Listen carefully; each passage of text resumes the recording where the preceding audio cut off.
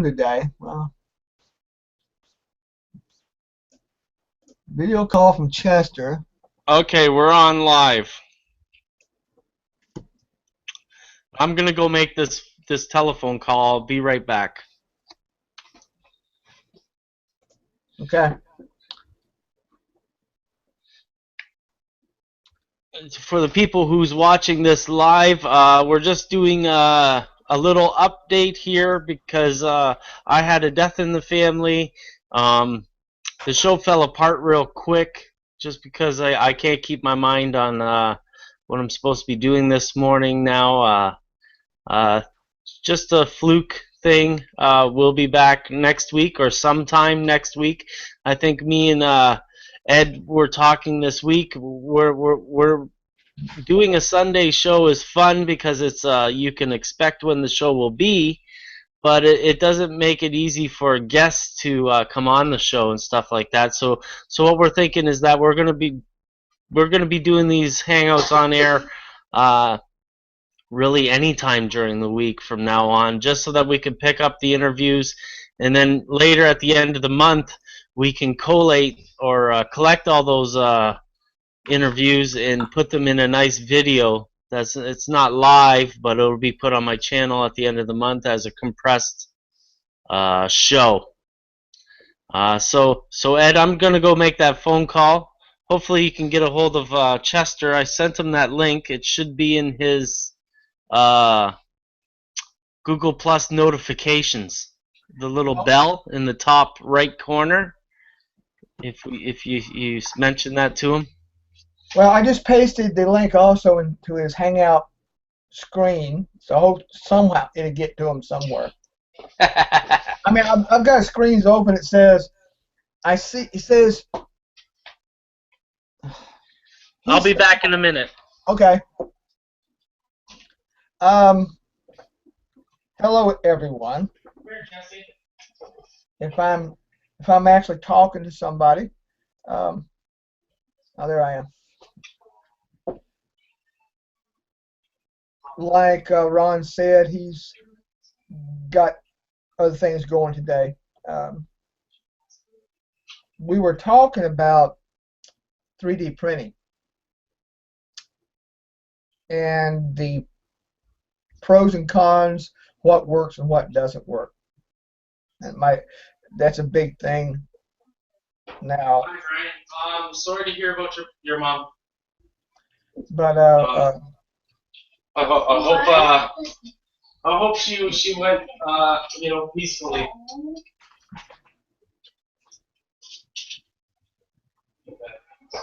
got about 9 Sorry things. for your loss, and I hope it's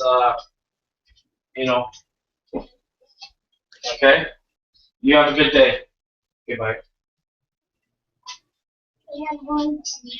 We've got the usual things going on in my house. I got my cats asleep on the bed. Maybe the guys there. Oh, there we go. Okay, I'm back. Yeah.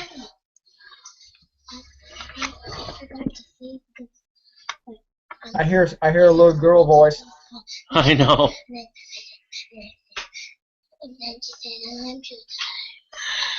Kids don't have Volume control? Yeah, you can't tell them to go away. Well, that's almost like when one of my cats decides that she wants a treat. Is no doesn't mean anything. Yeah, I know. Come sit, and you can't outstare a cat, for example. Sit there and just look at you like, no. So we were talking about 3D printing, and yeah. The technology is advancing. If you have the money, there are sources, places you can go and have stuff printed that are just. There's a website. There we go. Hey. Okay. Hey, there we are. Oh, there Hey, you Chester, how you doing? It's working, yeah. It's a good thing you guys came to find me because I would never have been able to Well, get. I saw you calling me, but I was in this one. It said, Chester's calling you. Do you want to hang up this one? I'm like, no, I don't want to hang this one up. I'm confused enough.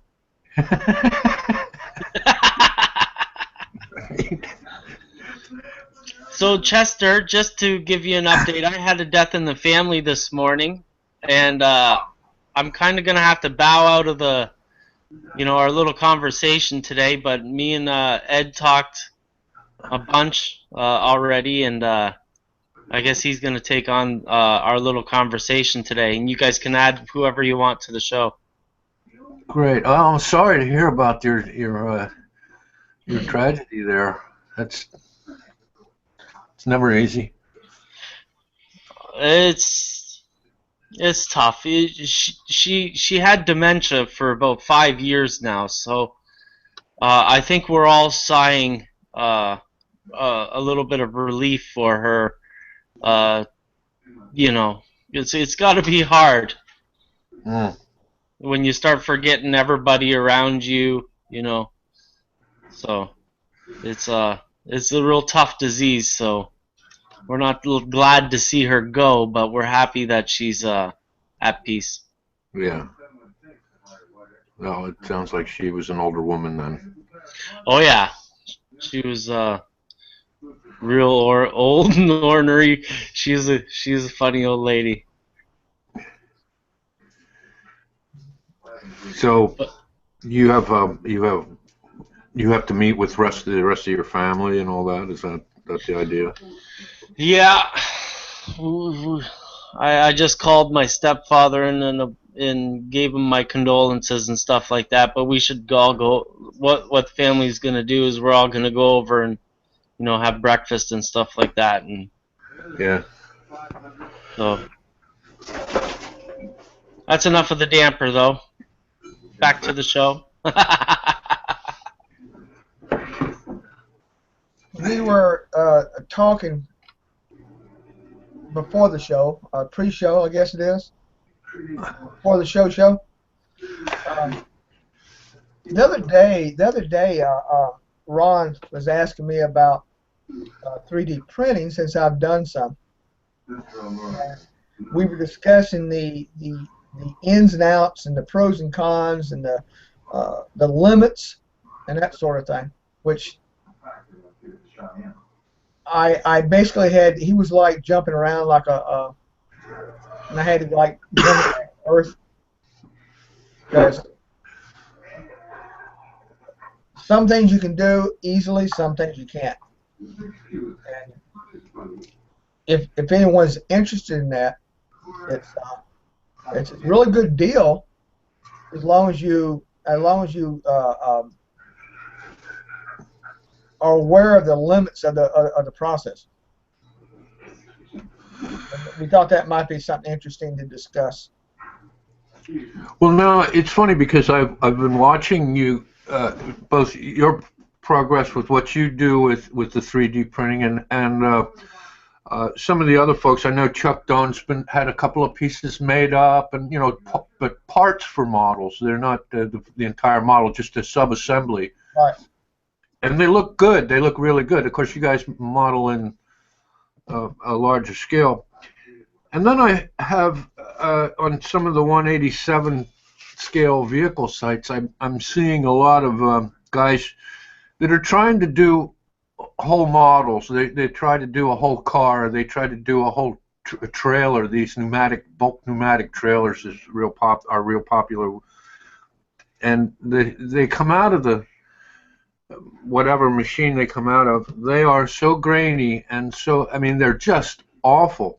And I can't help but think that maybe they're just using the wrong bender. I don't know.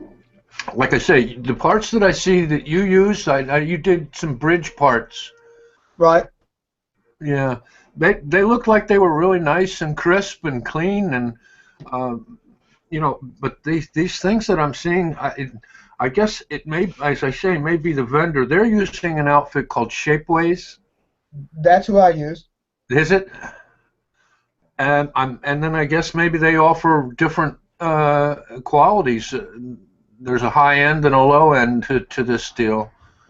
Well, let me show you an example. I was showing this earlier to. I'm going to share my screen. That is a bridge shoe that I had printed at Shapeways, and it's printed in a material called white, strong, and flexible. In this case, this is really grainy, and it's because it's material and the process used. But for cast iron, it works. Yeah. The one on the right is all that is the one on the left. The one on the far left is as it comes from the company. If you see it's like powder on it. Uh-huh. And what that is you can actually see powder just above the dime on the surface. What that is called it's a stentherine, and I'm probably pronouncing that incorrectly, but it's basically a laser beam fuses powdered nylon. And the one in the center has been, cleaned up, knocked off, and the one on the right is all that is India ink applied to it because it's porous. Uh-huh. Porous, yeah.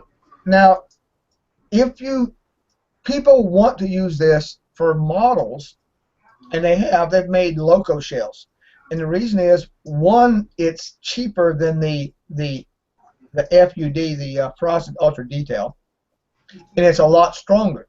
You could actually stand on that little thing right there. If you could balance, you could put your entire weight on that thing. It wouldn't break it.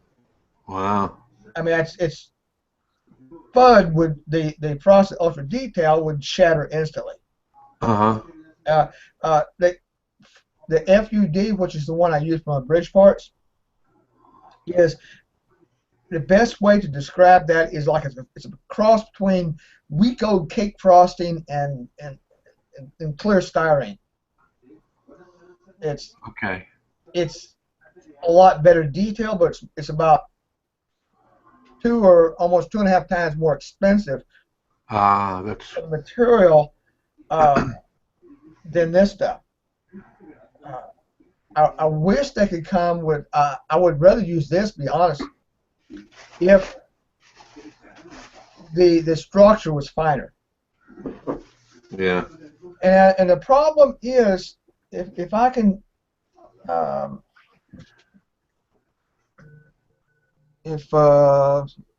trying to figure what the heck I'm doing here. Oh.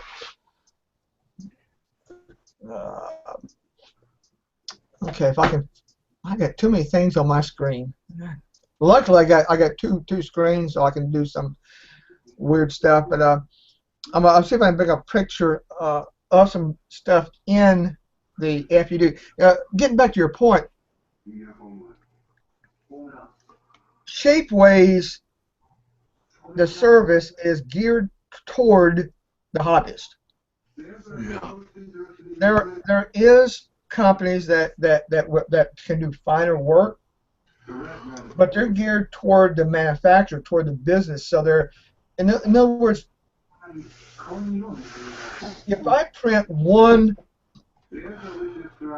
item, one of those bridge shoes I did right there, white, strong, and flexible is like $1.45 per cubic centimeter, and it's like $1.50 handling charge, and then you got a $6.50 shipping, flat rate shipping, whether you order one item or 100 items from Shapeways.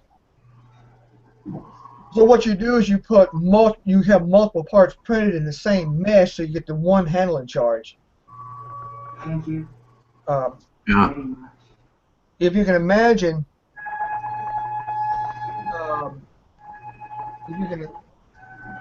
what I'm trying to do is bring up my a photo of one of the tires and wheels. Now I had some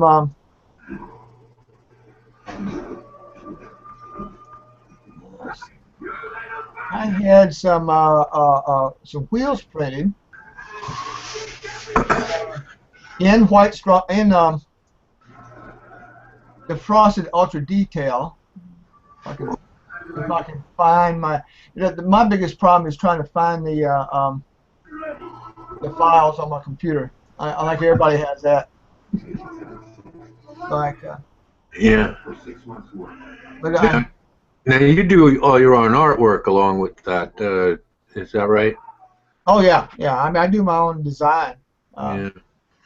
Here's here since you're interested in um,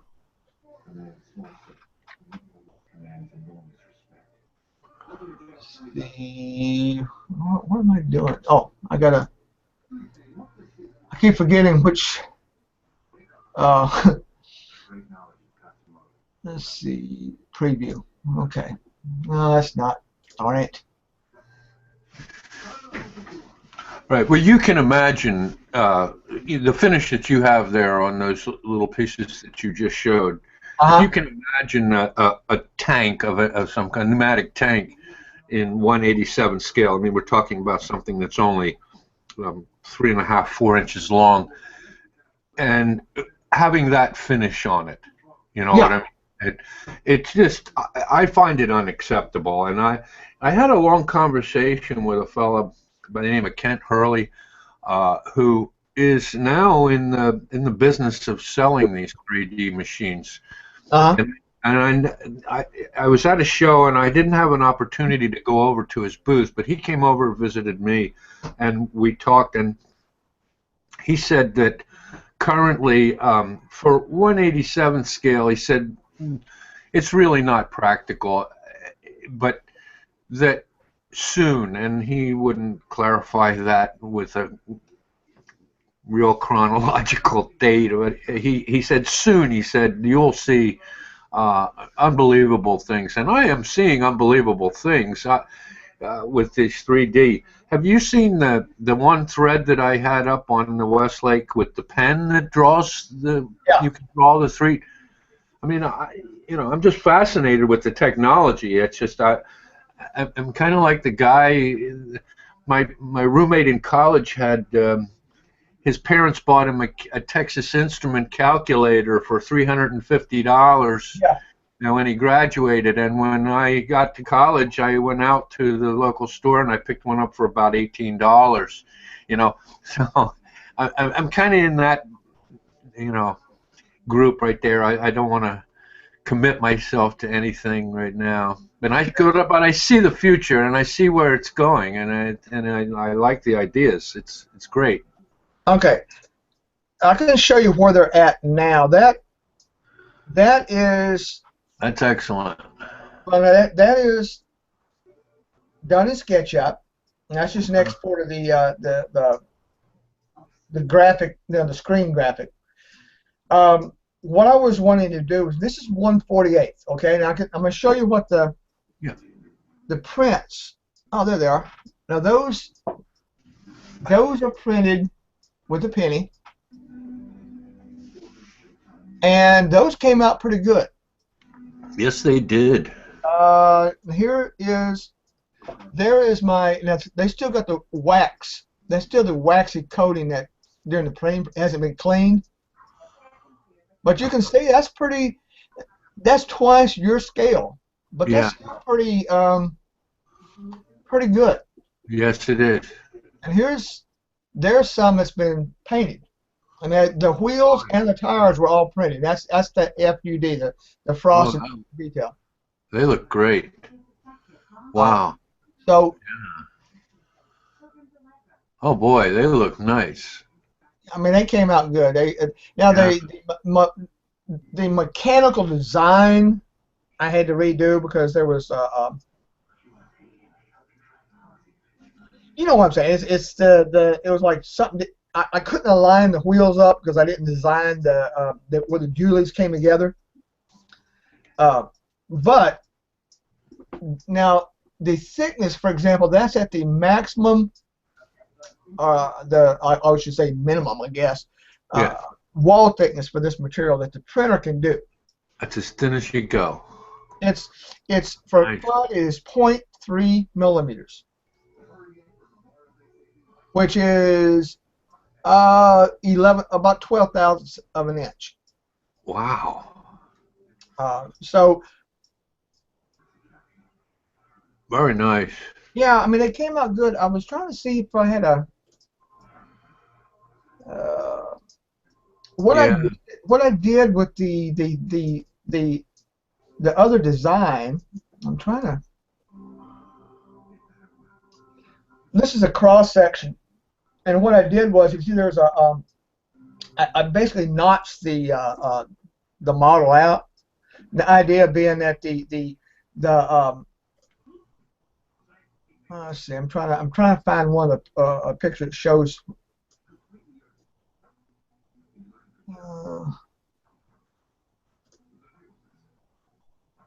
Uh, yeah, I have fun with my 3D stuff. But right here, this is an example. If you look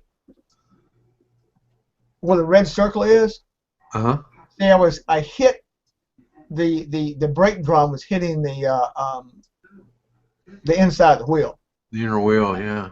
Yeah, and stuff like that. You go, okay, that was the old design, I think it was. You know, but for example, that right there, that is a cross section of the thing, and get an idea. You see the little groove around the base of the brake drum, the rim. That is like the minimum. That's at 12 thousandths of an inch. In other words, so that groove, the walls on either side of that groove are the minimum size. See what I'm saying? Yeah, I do. So when you're designing it, you have to keep that in mind. Is that you're limited by the ability of the printer itself, and whether that actually shows up, it doesn't hurt to. It doesn't hurt to draw it. Whether the printer, half the time it won't print that enough you can even see it. Yeah. But I'm trying to give you an idea. But the idea was here on this is half of one of the Julies, is that the other one would lock in place and it lines them up. Yeah. So that was. Now all this was done in Sketch. This is what's funny. This is all done in SketchUp, and people go like, "Oh, it's not as good as such and such." I go, "Yeah, but you paid $3,000 for that program." Yeah. You know, I mean, this is a free program. Oh yeah. I'm all for freebies. Well, I got no problem. I got no problem. I'm real good if I buy a piece of free software and it says donate, and I like the program, I donate, because a man should be paid for his work. I got no problem with that, but I don't have $3,000 to toss out for a program. Now, I found out that this SolidWorks, which is a really gee whiz 3D program, and I think it's around $3,000. But if you're prior military, you can purchase the student version like for $150. Oh yeah, you were mentioning that last week. Yeah, I remember that now. If you go to the SolidWorks website and you do a search on Google for a military discount, and all you got to do is show you DD214, and but I can't use it because it won't work. My old ancient computer is running XP. It won't run on XP. Yeah. So I'm like, I only recently ran into a problem with my computer. I'm on a newer computer. I just bought it this winter. All the stuff that wouldn't run on my old computer, it was driving me crazy.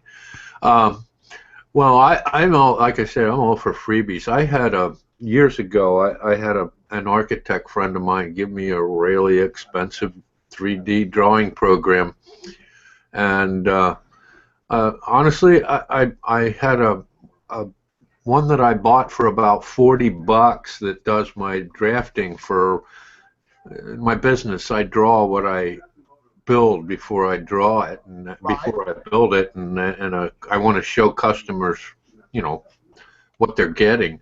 Uh-huh. So I use this basic $40 fundamental program to do my drawings, and I've never really been able to figure out how to work the $5,000 architect's program.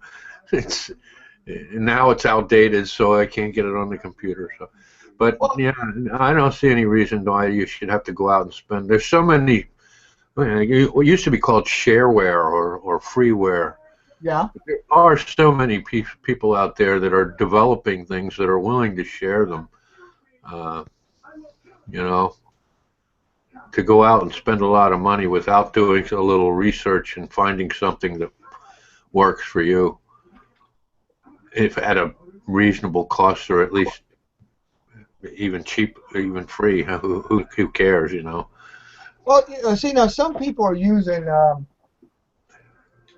Google SketchUp.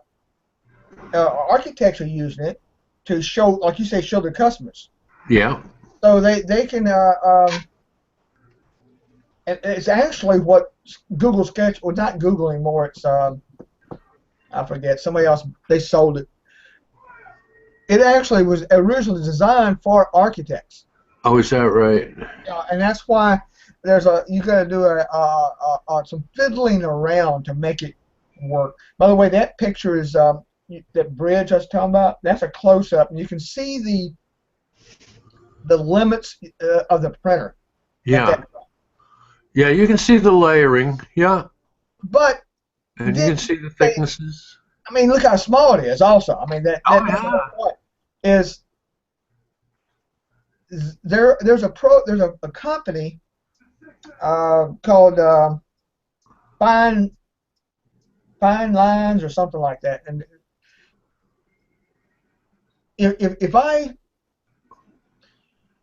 when I had these things printed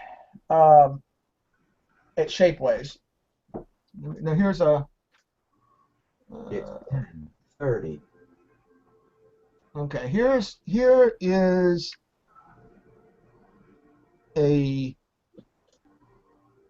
a better shot. I remember this thing's only, I don't know, they're not very big. This is how I printed them at Shapeways. And the reason they're stacked, there's two of them stacked on there, is you got to limit the house, like 0.5 millimeter is like the smallest they are, because a human being has to pick them up. Oh yeah. So you have, yeah. So they're actually, I gained a couple of them together to get thick enough. But at the same time, you're looking at this printer printed that, as one piece. Yeah. And then you have to cut them loose. I was trying to see if I had a picture. Oh, here we go. Here we go. I always want to use the penny. I'm going to leave you for a second. I'm just going for another cup of coffee. Yeah. There we go.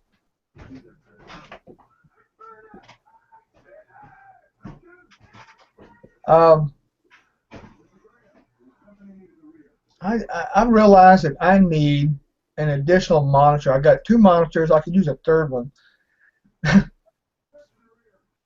I could use an entire bank of monitors, which would freak people out, I'm sure. Another monitor? You're crazy. I know it. I heard that from the kitchen.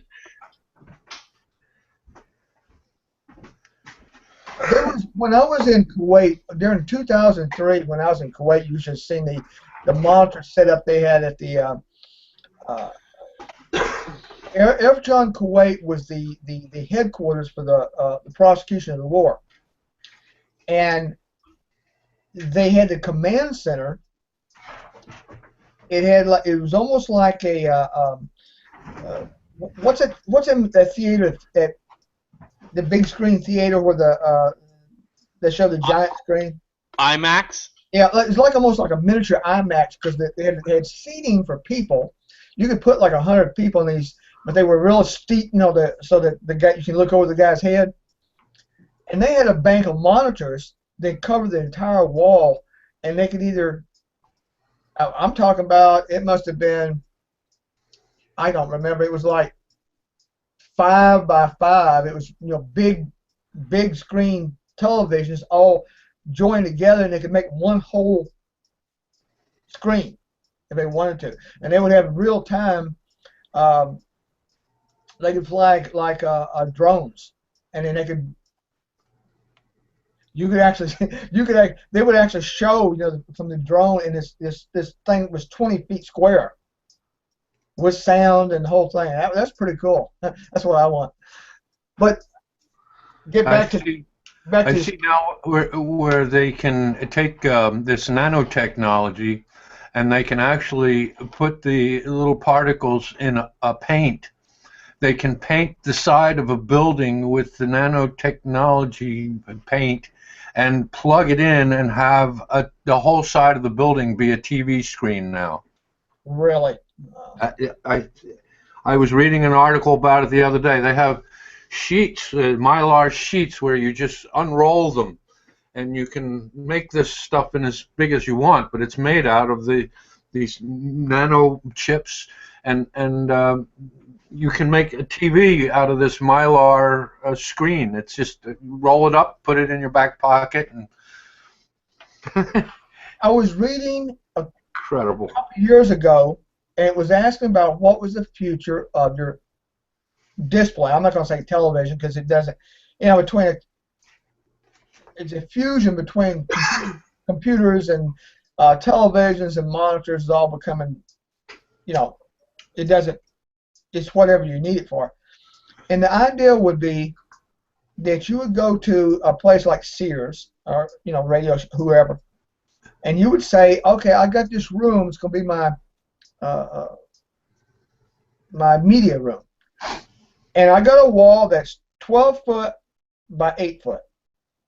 And they would sell you basically like you said, they'd send you a rolled up mylar or something. That'd be 12 foot by 8 foot, and you would basically, like a giant mural, you would glue that or stick it to the wall. Right. Plug it in, and that entire wall becomes. As you had the money, then you say, okay, buy one for the next wall. Yep. Take that to the wall. Now you've got the two walls that just are seamless. Right. And you end up putting all. In the end, you could actually cover all 4 walls. Right. The floor and the ceiling. So you're actually sitting in the monitor. If you made it round, it would be seamless too. Yeah, but then you could also theoretically, the computer technology is getting to the point it could actually tell it where the seams were, and it would know where you are, and it could modify the, you know what I'm saying, the projection. For the viewing position, yeah. Because once it knew where you were at, by nowadays they can do that easily. They do that with the you got devices that when they're doing the 3D graphics for like movies, or when they were doing Gollum for Lord of the Rings, they got this little. They know where the character is, and they draw on top of it. So it works the other way. It wouldn't take much for the computer to know where you were at. Right. And it could modify the. What I'm saying, you don't need even to have the round room because it knows the angles. It's way beyond my low brain. Yeah. Imagine now. Let's turn this technology towards the modeling industry or model trains. Imagine a backdrop on a layout that was, you could have an animated, you could change it at a whim, with birds flying through your scene. You just said your mylar sheet. So if you stuck that mylar sheet as your backdrop, right, plug it in, and you could. You're actually projecting Colorado. Right. Well, I was just going to say. Well, today we're going to do the desert southwest. Oh, it's all about that. Wouldn't that be just? You could sit there and even actually that would be simple. But since your backdrop is basically on mine, for example, it's what 3 foot high, 4 foot high, whatever it is. It goes down one wall, goes through an 18-inch curve, and down 5 foot the other way. That would be probably doable today. Yeah, With yeah, just yeah. roll it It's out. just a matter of cost, right? Yeah, roll it out, stick it up on there. Instead of going to, backdrops unlimited for your model railroad. Instead of getting a printed sheet, you get your let's say mine's 10 foot by 5 foot. So a 15 foot by 3 foot Mylar sheet you glue to the wall, plug in. There's Colorado. Yeah, and the other thing about it is, of course, you're emanating your own light source. You're not relying on overhead lighting and trying to light your scene, your backdrop with external lighting. It's got its own light source. So That's killer. I hadn't even thought about that. Damn, yeah, that would be. that would be cool, wouldn't it? I mean, really, as soon as we started talking about it, the wheels were turning. Like I said, I imagine birds flying through or trains and cars way off in the distance that could move. It would be a video, right? Essentially. Or you could actually theoretically. I mean, think about it. I'm sitting there looking at you right now. So you could have a camera set up, looking over whatever your scene is, bring it real time, project it. You're actually looking at a camera scene of whatever your backdrop is. Yeah, yeah. I mean, Right. There you go. Yeah. I mean, I'm looking right now. I'm watching you. I see Ron's photo for some reason. You're live. He's not. But I mean, you could have Chester as the background. I mean, I don't know why, but you could do that. You could have either a taped, which would make much sense to me to have a live shot because you just wasting bandwidth. But again, if you took a good photograph, like you said, birds, since it's a computer screen, you could have a good photograph of your West Virginia or whatever, and then since it's actually a projected screen, then the computer could overlay birds flying or whatever. Yeah. True. Or a train running across in the distance, or something like that. Right. I mean, that technologically is doable now. All you need, if you had that Mylar sheet that you were talking about unrolling, if you could buy that off the market today, that could easily hook to a computer and project your photo on that screen, and we are well within the computer ability of the computer to overlay birds or deer or people or whatever on top of that, because the computer don't care. Right. It's projecting a backdrop, and it can overlay that with computer-generated animals, birds, trains, cars, airplanes. Well, as I told you too, there's actually a paint that's infused with the nanochips, and you simply paint this on a surface, any surface you want. So it wouldn't have to be a Mylar sheet. It could be a permanent. You could do it on plywood. You could do it on the wall. You could, and plug it in, plug your wall in, and I was just thinking, if they you could run a video, just run it in a loop. If you wanted a video, you could just run it in a loop, and so that it would be a 3-minute loop of a video. Which wouldn't be. I mean, that a 3-minute video doesn't take any band or any size at all anymore. Yeah, I was just thinking about the Mylar sheet, just thinking that's doable right now, that you could order that from Sears. I see. Uh-huh. that you could order you know, I say Sears, just using that as an example. I don't buy from Sears, but um, oh, that reminds me of something that happened yesterday. I was doing a search.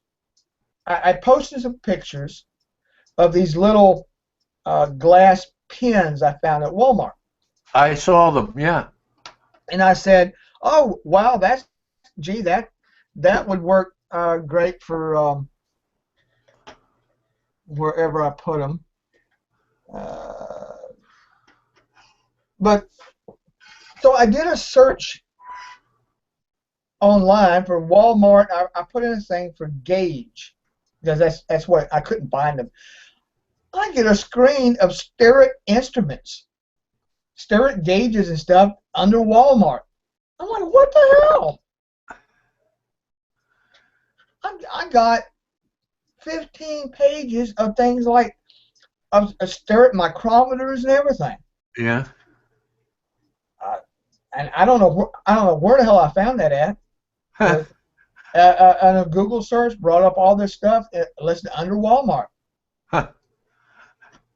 Evidently, I mean, I was like, okay. I don't know if I can. Let's see if I can actually.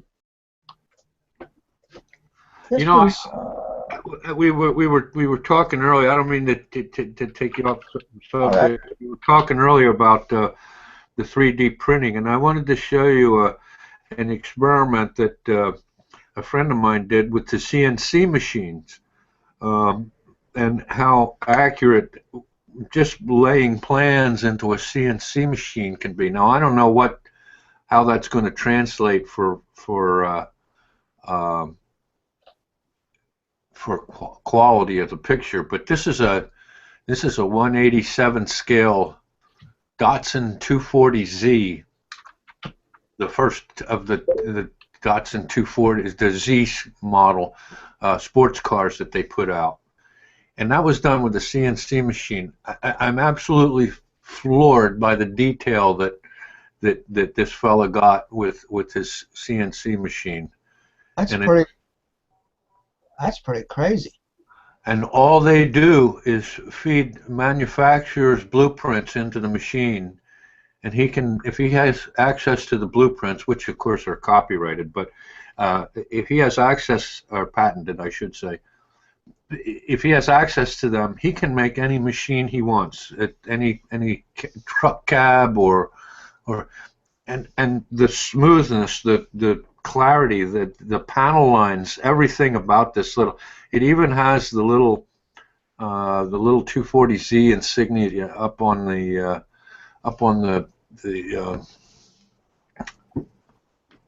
the back pillar of the car. It's really pretty incredible. I don't know what the cost of a CNC machine is over and above the cost of a 3D printer, but Well, Rob posted a link the other day, which I lost, to a new CNC machine that somebody's selling. That's one of those. What's that business where you invest into it and you get a discount and all that sort of thing? I believe I saw the same thing. It's a desktop CNC machine with a little router in it. Yeah. Yeah. And he was doing some pretty fine work with that thing, if I remember right. There were 3 fellas that were trying to start the business, and you invested, and you got first dibs on the machines that came out of their shop if you invested.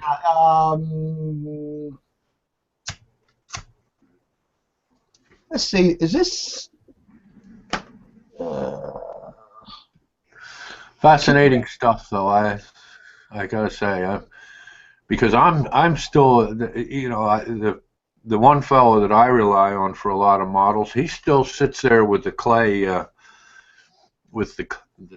model, carving it out to make it the molds for his models, and I must say he does a beautiful job. But to be able to just stick a piece of plastic in a machine and have it come out looking the way they do.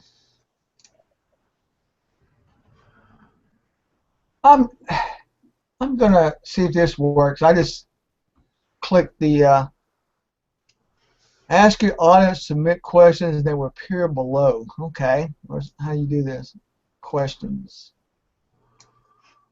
I don't know how I'm supposed to do this. I was trying to put a answer questions. I can't get it to work. What do you need, Ed? Well, I was trying to paste. I hit that thing that said the Q&A. Yeah. How do you? I mean, I got the screen. It says ask your audience, submit questions, and they will appear below. Okay, where are you supposed to? Well, what happens there is the people who watch on the YouTube live, Okay. they can ask questions from YouTube, Oh, okay. and it's kind of clunky because I'm the host. I'm the only one who can collect the questions. Okay. Oh, I was good. I was trying to. I thought, well, I could click a link in there and paste a link in. But I can't do that. Okay. That's waiting for a future update, I bet. Anyway, I did a search. I was trying to show this thing. I got this stupid Walmart thing. It's actually coming up with like Starrett taper gauges and everything, and it's kind of neat. Yeah, the Walmart's carrying Starrett. Yeah. Well, you never know when you walk into that place what you're going to find. Unfortunately, the problem I find with Walmart is that you find something that's neat at Walmart and you buy it and then you run out or you want more of it and you go back and they no longer carry it. That's frequently the problem with that. With Walmart, places like that, Walmart, all the big box stores are the same way. I ran into the problem with it was Home Depot, I believe. I bought some lights for a guy's kitchen, and I wanted I put the lights in, and one of them burned out about a year and a half later, and he called me up, and I would like to get another light, and I went to the place, and we don't carry them anymore. Right, right. You know, it's just. It was a good buy when they had it, and you know, I see the Starrett gauges. Yeah, I have a lot of Starrett stuff because my dad was an architect, so I have a lot of Starrett drawing and measuring tools. Well, the thing was, I just found I haven't seen this is evidently online, but I don't know how. I actually I got the link shared. I shared the screen. I can't afford to use Starrett because they're too damn expensive. But Yeah. it's that you know the let's see, thickness gauges. Okay, that's reasonable. You know, there's a Starrett thickness gauges but I didn't know that was on there in Walmart. Right. How about that? I just found out when I did a search for Walmart and gauges in Google, and all of a sudden this page came up, and I'm like, okay. I'll be darned. Yeah, they carry Starrett. Well, it's good I mean, stuff. You know, it's high end stuff. All my pin vices are Starrett. I was a machinist, one of my other occupations, and Starrett was that was the bee's knees. But Yeah. I'm more of a I don't mind. I'm sorry, I don't mind buying Chinese copies when they're 1/10 the price. It depends on the quality. Now, I bought some inside and outside calipers, and they really don't compare to the cheap Chinese, brass imitation or copies, and they really aren't nearly as accurate as the stainless Starrett pieces. Yeah, I bought a made in China dial caliper a couple years ago, and it's worked fine. And it was, like I don't know, $15, $20 for a 6-inch dial caliper. That if I had bought a Starrett, it would have cost me $100 and something bucks. Yeah. For a modeling, you know, when I worked as a machinist, yes, I had stereo. I paid the money for the good stuff. But for just modeling, you know, I'll. Oh, sure. You reach a point of diminishing returns. Does what you're doing appreciate um, the price that you're paying? I worked for a very short time in the audio business and in the hi-fi stereo business back in the early 70s. And I had a fellow that was blind come into the shop, and I started showing him a lot of different things, and he said, "I want to buy a good one," and he picked out all of the most expensive, the best stuff we had in the shop, uh, because his ears were so discriminating, because he had lost his sight, his hearing had improved, and uh, another guy would come in and say, "I want the best we can buy," and I could turn him to something where I knew he didn't appreciate the difference between the very expensive piece and the one that wasn't as expensive. Right. So, you have to gauge your needs and what you can appreciate. Well, for example, there's this a place online called littlemachineshop.com. They sell basically, if you buy a lathe, one of the Chinese lathes from Harbor Freight, Uh-huh. it's the same company that makes the lathe or mill machine for Micromark, Grizzly. They're all Yeah. made by the same guys. Now, this littlemachineshop.com, they have, for example, a comparison page for the things. Yeah. But they Sure. also have. I bought some. I'm trying to find the link. I bought a set of micrometers from them, and I'm sorry, but it's from 0 to like 4 inches. How about it's got like four different micrometers for, I don't know, $30, $40, something like that. It was, um, I mean, what the heck? It's a micrometer, and I'm not. Yeah. Uh, I spent a little money on my machines. I bought the Dremel line. I have the Dremel drill press, the Dremel lathe, uh, and they work just wonderful. I have no problems with them. Some of my other stuff, I bought a Delta scroll saw, but I use that in my woodworking too. So I need to have something I can depend on, and I have to be able to make money with it. So. I understand that. Yeah, But so I'll spend a little money on that stuff, but the measuring tools. Oh yeah, look at that. I mean, that was, if I could find the link here. Come on. I hate trying to find stuff. I say machines. There was a. Oh, I can't find it right now. I'm trying to find the tools and things. Okay. Tools. I mean, this is a great site here. For again, shot by brand, shot by products. What would that be under? Now, a friend of Precision, mine who calipers, measuring.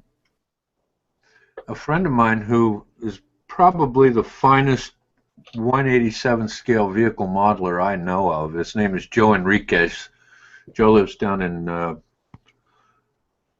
South Jersey, and he bought a Sherline mill machine, and this guy, I mean, what he makes with it is just incredible. To be able to turn wheels in 187 or to turn exhaust stacks for trucks in 187 is pretty incredible. I just had a guy turn me a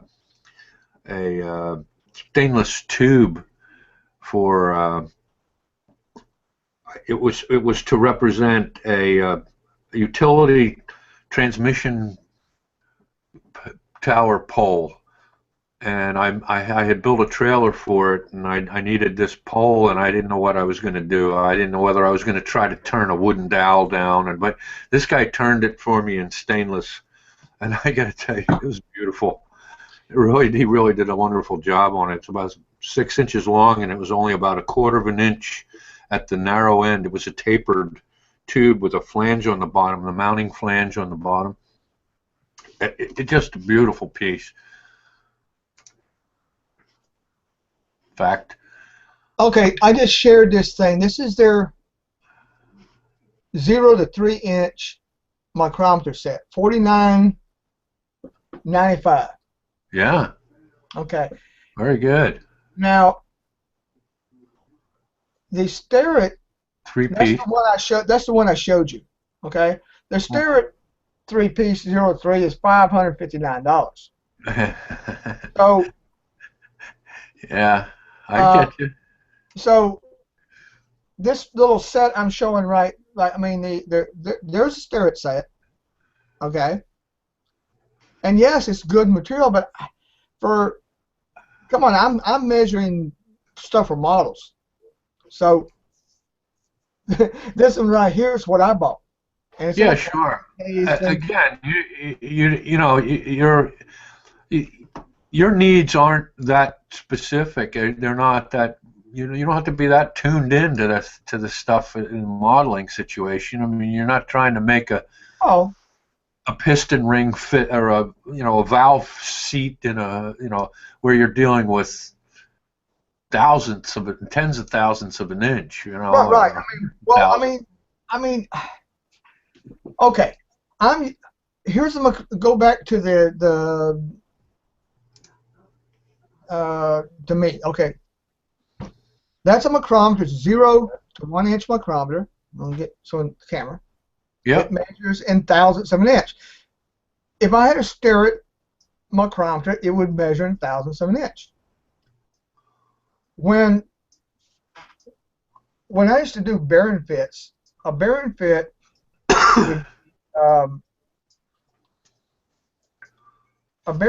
would, was you want like a 3/10,000ths press fit. Well, what you did, you got you would look about a half a thousandth. So you look at your micrometer and you guesstimate. Okay, that's 0.0055 because it's halfway between the two. You know what I'm saying? I don't know if you can see that now. I'm looking at it right now. Whoops, I took it off. I don't know what. There we go. Yeah, that was a stainless tube. Now that's only 3/8 of an inch, 3/8 of an inch in diameter at the base, and up at the top it's a 1/4 inch. Okay, and it's tapered. Yeah, tapered, and then he has the flange is turned on it. Yeah, I see that. Amazing. I mean, that's a Shoreline. That's the Shoreline machine. Now I understand they're pretty high priced and they're high quality. I'll show you I got a lathe. There's a website that's sponsored by Shoreline. It's the Modelers Hall of Fame or something like that. What they do is they feature their customers, people that use their product. I'm very impressed with some of the people that they have there. But guys making 1/8 scale working internal combustion engines. That's pretty demanding machining work. Yeah, I dropped the money here. I just said the heck with it and went to Micromart and bought one of their lathes. And again, it's a Chinese version, but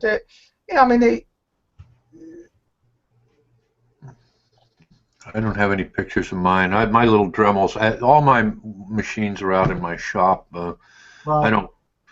I model here in the office, but I don't. I don't do any milling or turning or any great dust producers here in the shop. I do all my painting out in the shop too. Okay, here's Ed, I hate to leave you again, but I'm going to have to run up. I got to check my wife. My wife's been very ill lately, so. Oh, that's a nice one. Yeah, I I mean like that. it's yeah, Cool. it's it's of course when I bought it. Oh yeah, go check on your wife. I mean, Yeah, let me go. I hear her moving around up there, and I want to. Ron, are you still here? Are you? Oh, I hear you. We're just about to leave in about 15 minutes, but yeah, I'm still here. Okay, I just didn't know if I should talk to myself or not. Um, I just placed an order with Micromark for it's one of those things, you purchase something and then you realize that you didn't get all the tools. Oh, really? Well, because it comes as the picture shows, okay, but then you Yeah. realize that actually ordered the wrong bit. I should the cutting bits for the lathe. Okay. Um, and what I found out was that darn, I should have got a different. I'm trying to find it. The tool post. I needed the quick change tool post, Oh, okay. which I'm just showing right there. Um, in other words,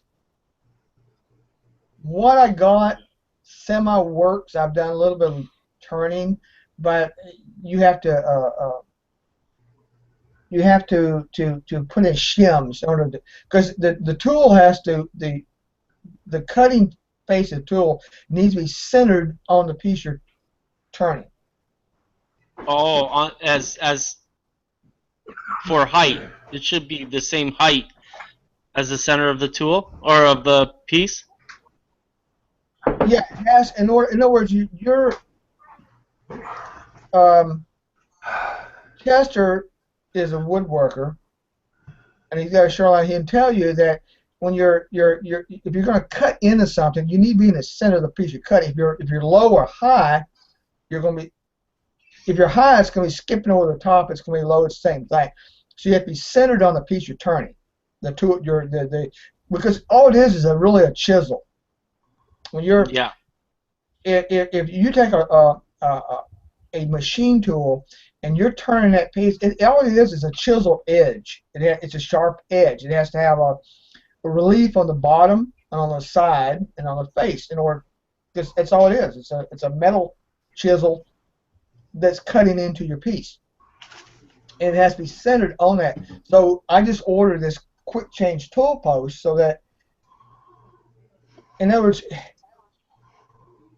you can center it with shims, and then all of a sudden you want to change out and use a rounded bit, or you want to use a cutoff tool.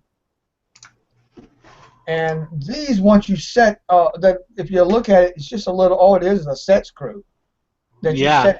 you set it vertically, and it locks into your tool post. So I was like, oh darn it! Of course, the ones I had were too small. So I'd ordered some 1/4-inch bits, but then my tool holder was like 1/8-inch bit, and I'm like, ah! It's endless. It's like, I'm gonna get. So yeah, the ones I got, I actually were for I think were for the micro lathe. Yeah. Instead of the mini lathe will hold up with these tool posts to hold up, like 5/16 tool bits and that sort of thing. It's like, Yeah. but I'm sure they would fix that problem if you called them up. I'm sure of it. I've done business with Micromark once or twice, but I have no well, I mean, problems. I But placed the order for the wrong thing. I didn't yeah. realize it at the time. So this is actually en route. It was in New Jersey yesterday, where Tracking it, huh?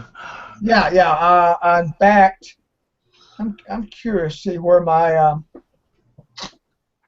let's go to Gmail, and they sent me the little, your thing has been shipped. Here's your tracking number. Yeah. Uh, It's useless. so, Hey, tell me when it gets here. That's all I care about. well, what's funny is with the internet, What are you gonna? I'll You send it? Okay, I'll get it. what's funny is I've ordered stuff, and let's see, shipping info. Your order has been shipped. Okay, there's the tracking number. I think it's still showing on the screen, isn't it? I think it is. Yes, it is. Okay, it's wildfires are causing potential eruptions and California. it. Okay. Okay, departed Saturday morning. It departed New Jersey at 3:37 a.m. Keysby, New Jersey. I never heard of Keysby, New Jersey. Huh. So it's en route somewhere. What gets me is I'll sit there and I'll be sitting here at the computer and I go, I wonder where it's at. And it said it's been delivered. And I go, huh? I'll walk out and sitting on the porch. Yeah. Okay. There you go. I mean, it's like I'm waiting, and all of a sudden it says, oh, because as soon as they deliver, it updates the site, and I walk outside, and the package is sitting there. It is. That's interesting. So it's as of estimated delivery day is Tuesday. Okay, this Tuesday it says. So and today's Sunday. So because it's got to go, it goes to a lot of times. It'll show up at Sumter, South Carolina, which is like an hour away, and it says out for delivery. Because I guess that's their FedEx is. If it comes UPS, it'll come through Columbia, South, which is the capital. It's 20-something miles away, and then it's got to go to the United States Post Office. It goes to the Lugoff, South Carolina. But if it comes FedEx, it goes to Sumter. I guess that's their hub, and this is coming FedEx. So, but I was trying to turn. I posted some in fact, I posted some pictures. I said wheels, and I turned some little bitty wheels on it. But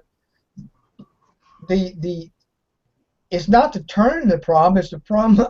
I'm trying to use like 3 different tools, and you're trying to change them out. But when you change them out, then you gotta make sure they're aligned with the center of the piece you're turning. It's a hassle. Yeah. I mean, I can grind a tool bit. I know how to. Of course, then I run into the thing is that my grinding wheel, which works fine as a general purpose. It's something I bought at Lowe's. It's a little grinder. It's got a rough stone and a fine stone. But trying to grind a small tool bit, you realize, darn, I need a finer stone. Yeah. Than what really, because as Chester knows, you're grinding a cutting edge, a chisel edge, so you got to have you got to grind a relief away from the cutting edge. You got to the nose, I guess it's the nose, the face of it that actually touches. You got to grind that back towards you, a relief. Right. You have and to grind it on an angle. The actual cutting edge itself is you got 3 angles on that cutting edge. And you're trying to hold this little bitty bit and get the angle correct, and all of a sudden not grind the wrong angle and all this sort of that sort of thing. When you almost go to the I can do it by hand, but it'd be nice if I had actually a jig that would set up and would hold it at the right angle. I bought a setup several years ago, 30 years ago, that was made for sharpening router bits before the days of everything was carbide. And you just bought your bits were made of machine steel, they weren't carbide. But the thing that I found about it was that it held the bits so nicely. If you just got the right size wheels, grinders, you could actually reshape these things, because it put the taper on the way the bit was held in this jig. It put the taper on it, and all you did was grind the profile. So yeah, I see what you're saying. And these were hard too, because a lot of router bits have pilot bearings on them, so they're hard to get right up to the very edge of the cutter with any kind of grinding apparatus. But this worked perfectly, and I would imagine it would work beautiful for small like lathe tools and stuff like that. Yeah. Well, I was down at Lowe's and I was looking, and they had this drill sharpening gauge, and there's this thing you stick in there, and it's this machine. It holds it to angle and it grinds it and all this. I'm like, I want a drill gauge, which was a piece of steric sheet metal that's it holds it at 118 degrees. You grind the you know what I'm talking about for a drill, where it's got like for sharpening drills. Yeah, you got the angle, and it's got a little ruler. Hang on, I got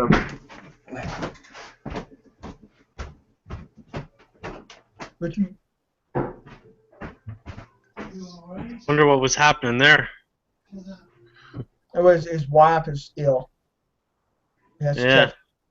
But the gauge is actually there is it holds vertically. You put the drill against it, and then you twist it around so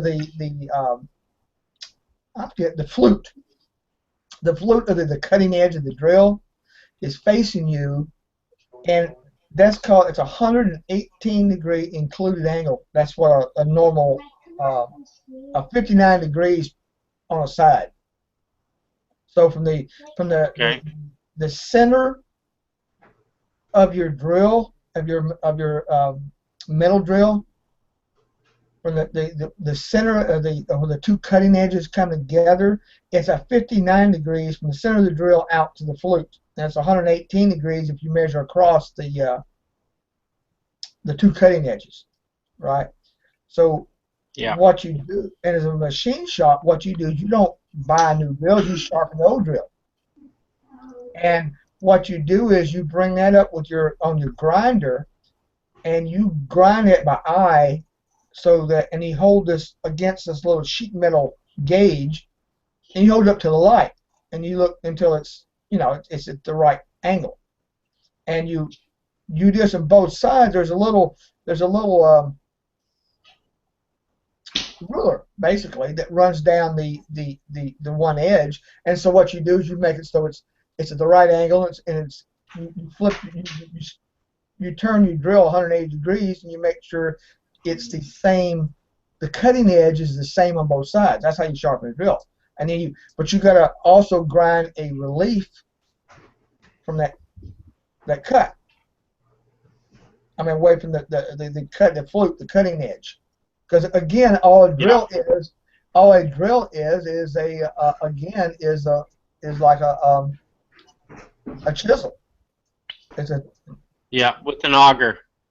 Yeah, I mean, but it's so. And if you're drilling wood or you're drilling aluminum, there's actually different angles that work better for each material. And when somebody buys a set of high-speed drills, they're all the same. They're 118 degrees. That's a general purpose edge. But if you're cutting a hard material, you need a less of an angle than you do for a softer material, and so on. You know, that's one of those useless pieces of knowledge, I suppose. But if you're doing aluminium, Yeah. by the book, it should have a different angle on the cutting edge than you do for cutting a hard or a steel or cutting Oh, wood. really? Yeah. That makes sense. Makes sense. That basically, if you have a shallower angle for the harder materials, basically. Yeah. Okay, I see. I mean, nobody Right. bothers with that unless you're A wood blade would just dig right in, whereas a metal edge would be lot yeah, less the of harder a the profile. material. If you look at aluminium and steel, you're by making the angle more shallow, mechanically it works better. Mm, Uh, yeah.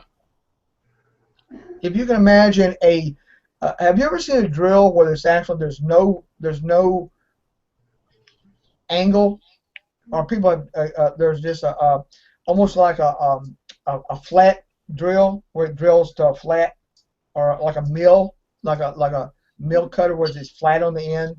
So when you Like for cutting tungsten or something like that? think like a Forster bit where it's flat. No, Okay, yeah. okay, a Forster bit is flat. The bottom of the hole is flat. Yeah. Okay. If you tried that on steel, it's going to skitter all over the place. Or that's more like a mill, like a mill bit, like for your milling machine. Yeah. But a drill is angled back. If you drill a hole with a regular drill, it's tapered at the bottom, right? Yeah. So that's the point was I was trying to make was I go to Lowe's, I can't find a stupid drill gauge for grinding my own drills. I know how to do that. I do it by eye, but you need that little simple drill gauge, a sheet metal drill gauge, and you look back, you're looking at if you're drilling, say you're going to sharpen a 1/4 inch drill. Well, this thing's got at the 59 degrees, and it's got like a little ruler down it, so you can hold up to the light and go, okay, that's 3/16 of an inch long cutting edge. You flip it around 180 degrees, and it's too long. You grind the other side off till they're equal. And it's like ridiculous. I go to the store and I can't even buy a stupid hand. I can't buy a stupid that's STOOPID. I can't buy a stupid sheet metal drill gauge to grind my drill.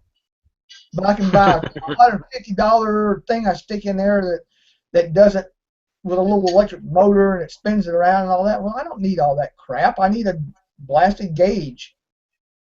I know how to grind a drill. Darn it. Chester, did I mute you? Yeah, I think so. I don't know how to fix it. Oh, yes. Chester, there's no sound. Okay, so he's gonna have to restart his. You're gonna have to restart your connection. I screwed you up. Sorry. Unless you can find the unmute button. I don't see. Oh, there he is. Oh, yeah, he's muted. Let's see. No, Chester, you're just. No, just disconnect and reconnect with the same link you used before. I started pressing buttons. Good. Oh God! When you start pressing button, there he's back again. Is he's Yeah. Okay, he's in. is he unmuted? Can I we got hear you? Yeah. Yeah, we're good. Okay. Yeah, he killed you somehow. He pressed buttons. Way to go, Ron. Boy, wouldn't it be nice to be able to mute somebody just by pushing a button in real life? Well, I didn't know what was going on in the background, and I didn't want some private conversation to come through if it happened. So I just muted you for a second, My wife and then I couldn't unmute.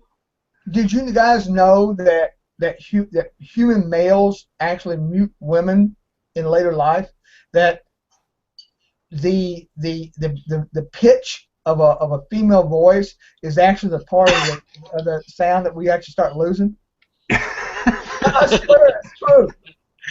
You mean later in life? Yes, when you get older, you lose that ability. You know, your hearing starts going bad because you're What was the movie? But the part of the hearing that is lost first is the same pitch as a female voice. What was the movie where the guy got a controller, a video control or a TV controller, and he could, was it Adam Sandler had it? He could push buttons and go fast forward and mute and Maybe. Adam Sandler was funny at one time, and then And that's probably when he was. I mean when he played the golf guy, was that M? It was that M Sandler? Yeah, he did. He was playing golf or something. He was He funny got in beat that. up by Bob Barker. Yeah. Yeah. Right. But that's just like what's his face that played the Mask. What's that guy? Jim Carrey. Jim Carrey was funny at one time. I don't know what happened. He was like He got political. you run out of funny. He was typecasted. You know, once you're typecasted, it's really hard to want to do another film that does the exact same thing. Dumb and Dumber. Yeah. Yeah. But yeah, happens to a lot of guys. Adam Sandler is from a town next to where we lived in New Hampshire, and he was a local comedian kid. Everybody in New Hampshire loves him. Oh, Jim Carrey's from about 2 hours from me in Toronto. Oh wow! You're about 2 hours from Toronto. Yep. Well, you know, Can't when say I I've ever think been there. of entertainer and Canadian, the first thing that comes to mind is Justin Bieber. Oh, come on, give me a break. I used to live in Stratford. I knew his father in passing. That was it. Well, you know, it's funny. There's a cartoon I saw on the internet. There's this. It shows the American-Canadian border, and there's this. They got like him handcuffed, and they're like, "We're getting him, getting rid of him, whoever it is." And the Mounties like, "Nope, we don't want him." Totally. The Canadians like, "I don't want him." Well, that's what money does to people. Doesn't matter what. Especially kids. Totally. Yeah, I mean, young people. yeah, and then that's it's people like, they're like, well, he's 19 years old, nah. I said, yeah, okay, to an extent, but there are other 19-year-old kids that had some self-respect, that fame doesn't turn into I think it's got to do with where you're brought up to a certain extent. I agree. How true that is. What's that? I was telling you last week that I started a firehouse. I don't mean to change the subject, but back to modeling. Justin Bieber, go ahead. Thank you. This these two walls here, the front and back wall, are from an RDA kit. I remember we talked about them last week, and what I did was I made sidewalls to it. Are you seeing that? When I did, We had the screen share was up, but now it's not. Now Oh, okay. So I have to keep each time I do a change it, I have to do a different screen share then, huh? Sometimes there it's back. Yeah, there's the and so I use styrene clapboard on the sides and just plain styrene sheet on the first two floors, and the very first floor is boxcar siding, so it looks like a wood floor. And what I got, the way it's coming out, this is. Hang on, we got to get this.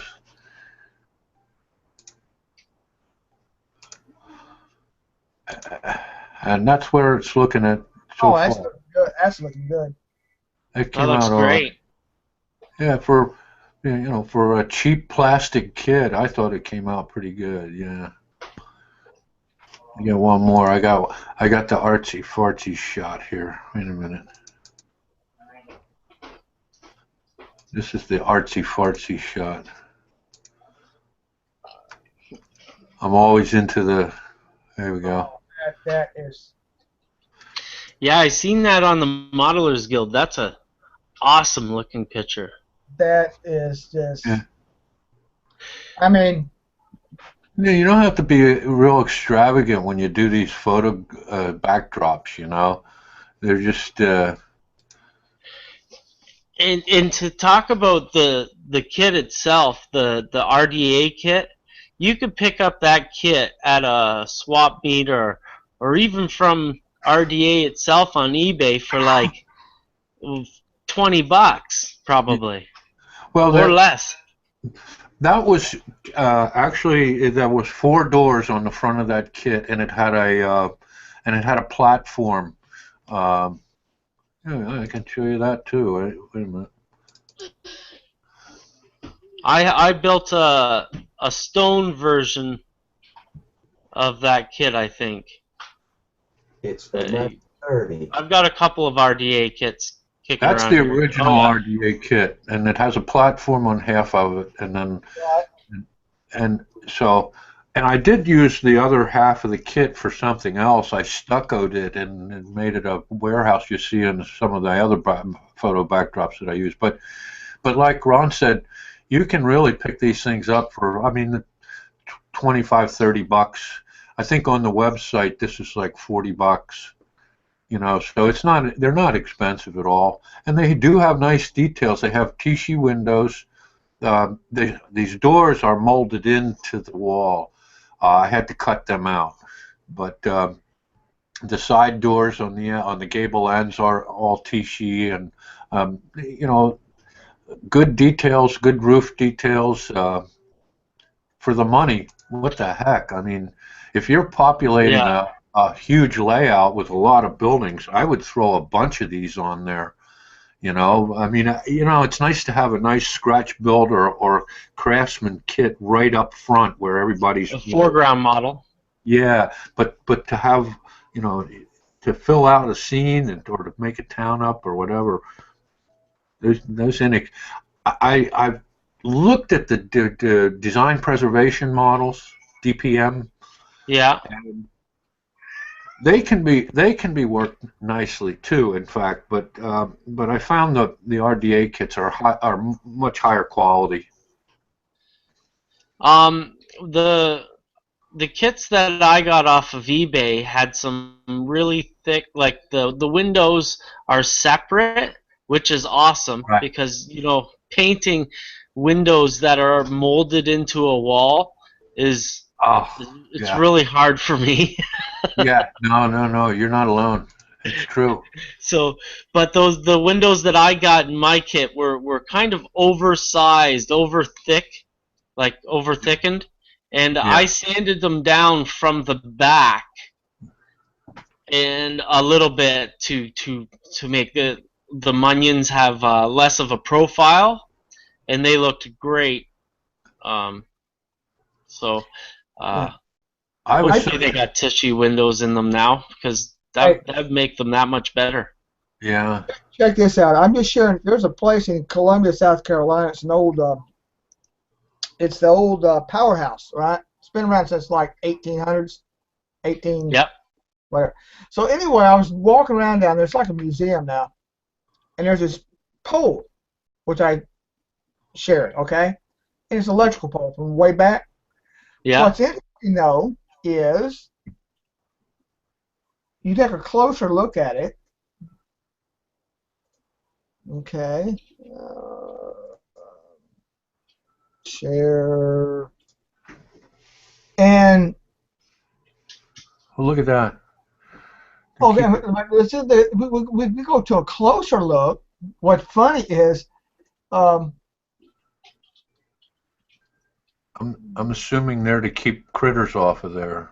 well, Yeah. yeah, but look, here's a real good picture. Look at this one. Shoot, Now, it looks like a weapon, huh? yeah, I was like, holy crap! Those are to keep the autistic kids from climbing up the tower. This is a turn of the century. I have an autistic kid myself, just full disclosure. Not autistic kids. It's to keep the kids that drink too much. Right? That should work. The kids that had the local bum pick up a couple of six-packs for them. Yeah. Keep them But off. you'd have. I mean, look at that. That's just so great. That's Look like, Hopefully they put that up. huh? Hopefully they put that up around 12 feet, somewhere where you could fall down to and survive. Well, let's see. I got a picture. One second. Here's a picture of the base. Let's see. You can see. Come on, go away. My camera thing keeps coming up. Here's the. That's the base of it. So it's not. It's up at least up one level. But still, I thought that was so cool. I was like, look at that. yeah. I actually like bases like that when you're modeling, making something that has a multi-level and is separated like that. Those two stone pillars or piers. Isn't that great? Yeah, I think those are great features for a model. Even if the model had a solid base, adding the base like that makes a lot more candy for the eye. Yeah. Yeah. I mean, I try to tell people that they think in 2D. It's length and width. Yeah. You gotta look at the depth because you got your modeling. It's that vertical separation that makes something snap. Yeah. Exactly. But this place here, this is an old, like I said, it was an old. It was old mill. It was old power back. It was the. Oh darn it! I clicked the wrong thing. I don't want to share it to Folky. Yeah. Stop it. I hate clicking something in it. You get so like, oh, let me display this. Preview. Look at this. This is the. This would go away every time I click something. My little my web. Stop. Hate computers. Come on, screen share. There we go. But check out this. It's still, they've preserved this. This is probably the old sluice gate. Oh, look at that. Yeah. And that's just downtown. I was just like downtown one day, and I was like, what the heck? And it's been around. It was like the original canal. When it was a canal, it was in Columbia. It was originally built in like 1830 by a bunch of Irish laborers. Of course, they treated them like crap. You know that. Yeah. But the later part was built in around the 1890s, 1880s, something like that. But the the buildings, a lot of it is still there, still preserved. Now, was that like a powerhouse? Was there a Yeah, wheel inside that? yeah, I'm gonna show you. I got pictures. It's got turbines and everything. Yeah. This was that was the sluice gate that was the dam to power the turbines. And this is outside of the powerhouse. Uh-huh. And what's great is it's been preserved. It's a Yeah. museum. I mean, inside. Let's see. Oh, here we go. This is this. There's a view inside. All the it's been preserved. So Huh. here's Nifty. let's see, preview. Here's a. Boy, try to build that building today. I mean, look at this.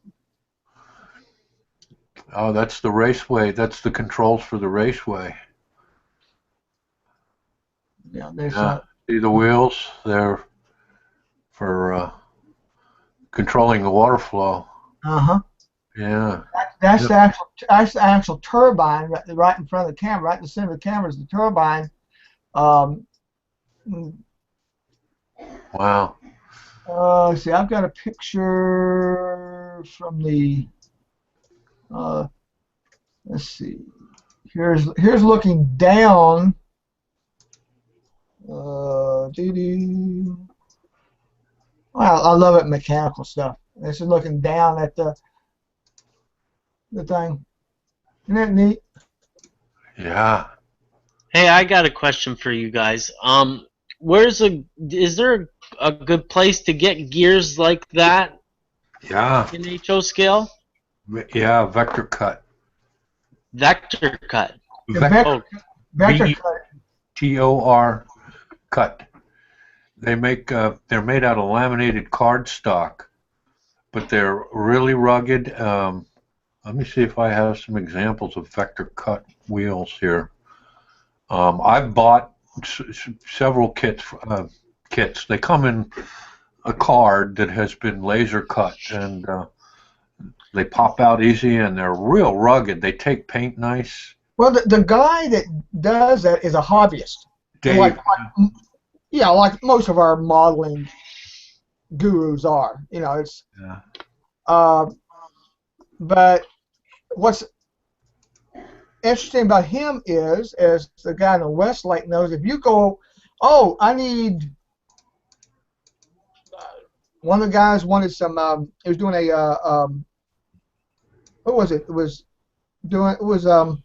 down Border Valley Models. Yeah, he'll do custom Yeah, he cuts. was doing something. He was wanting stuff to hang on the wall of his garage. Uh-huh. And so the Well, he make all that stuff too. Oh, well, here, look. There's. I'm gonna share a picture. I got a picture here. You find his vector cut HO accessories.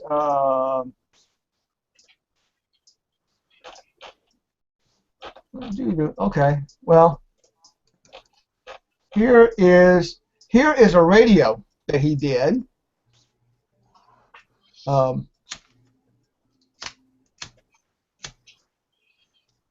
Yeah. There's his old time radio. Beautiful. There's padlocks. Yeah. There's his Sewer grate. manhole covers. Yeah. Because he's both in HO and 1/24 HO, and because it's all the same thing. There's his gears. And I've got both of them. I've got both the large gear and the small gear. There you go. Oh, Oh, yeah. awesome.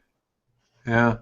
What he just shared, Chester just shared. There's the thing hanging on the wall. See the gasket material here? There's fan belts.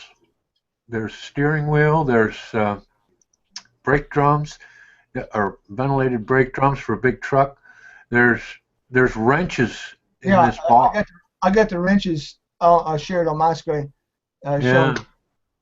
and yeah, this stuff is pretty cool. Oh, I've got there's the gaskets in it as you get them.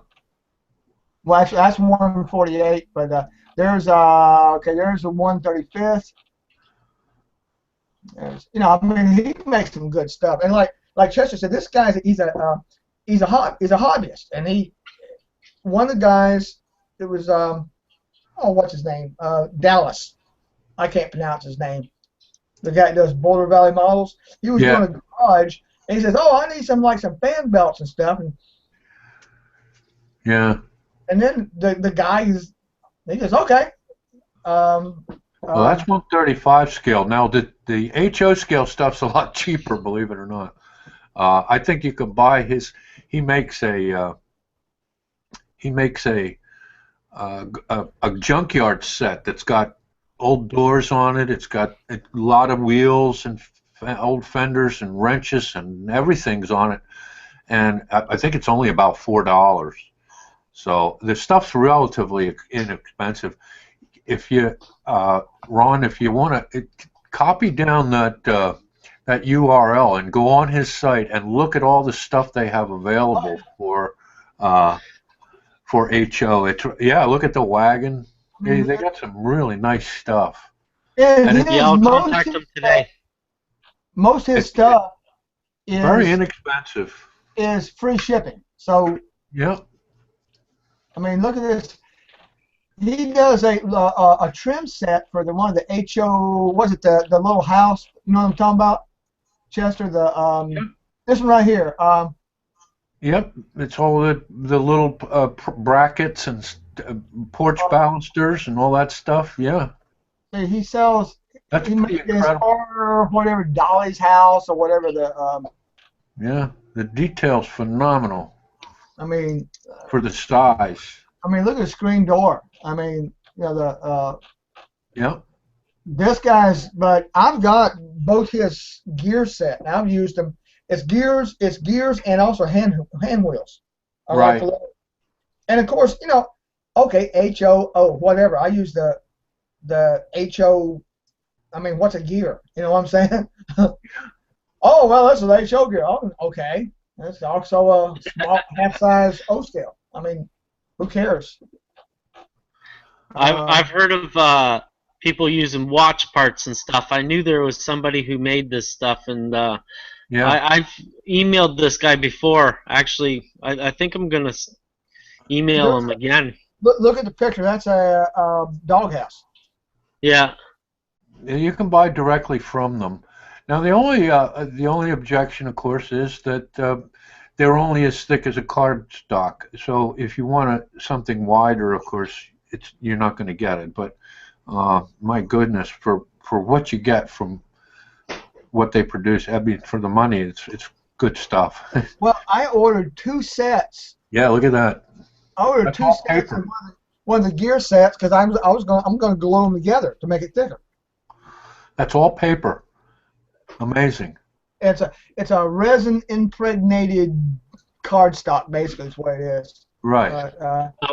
But I wonder how the stairs are made. You see how the steps are like? As a former, my former job, I was a stair builder, so I just kind of noticed those things. All the treads are flat on that stair. Yeah. You have to glue it together, of course. Oh, I see. You know, you think of it much like photo etch material, except that it's easier to glue because it's paper. White wood glue works great on it, and it holds very well. I have terrible time with photo etch material. I tried soldering, and I've tried 2-part oxys and ACC, and I have terrible time with it. Look at the basketball backdrop and hoop in HO. Yeah. He even makes, well, in the larger scales, he makes hamburgers and hot dogs in the rolls. Yeah. Well, he did that. That was done. He originally did that as a more of a joke, right? I know. But it caught on, and he now stocks them on the site. Well, if you want to see stuff, look at his gallery. This is stuff he did for his own self. And this, look at that. What's shared right there. The picture on top is a real picture. The one on the bottom is his model. That's real. That's a model he's done in HO. And then he does it for his own self, and then he started selling the stuff. Yeah. Basically to pay for his for the hobby. Yeah. Yeah. You know, I mean, look at this. This is his work. It's amazing. Yeah. So, Ron, if you weren't aware of this guy before, he is. This is a cool guy. Get him on the show. Yeah. He Yeah. was good. Yeah. I mean, he's one of us. He's a hobbyist. And he's, You know, another thing that he did for himself. This is really interesting. And this really caught my eye because he did this for himself, and I wanted him to try and make a kit out of it. look at the piano. Look at the beside the penny and the violin.